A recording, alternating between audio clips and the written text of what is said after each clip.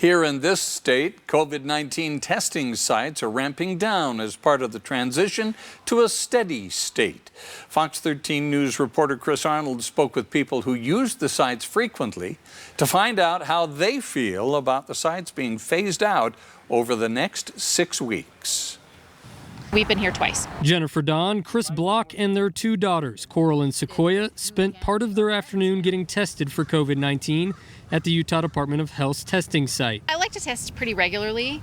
We have pretty low exposure risk, but we have been going to the gym a little bit lately. Even though we wear our mask, I want to make sure that we're all free of COVID and not passing it on to anyone else in the community. But the Dawn Block family and others will have to go another route for testing after Governor Spencer Cox and state health officials announced a transition to a steady state. That means the more than 100 testing sites across the state, like at the Cannon Building and elsewhere, will be closed down by the end of March. Taking away this option, statewide makes it even more inconvenient for people that can't afford to just run out, buy some tests, and wait to be reimbursed. It's a worry echoed by the Utah Academy of Family Physicians.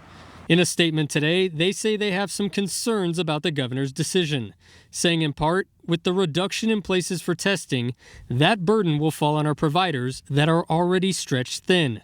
They go on to say, if we are concerned that those who end up with serious symptoms or if we see another upsurge, we will see our healthcare systems overwhelmed again. While sites across the state, like the Maverick Center, saw long lines a month ago during the Omicron surge, state health officials say the demand has tapered off. Some of those that were brought in was related to the CDC. They brought in 2 additional sites for us at the University of Utah and at Utah Valley.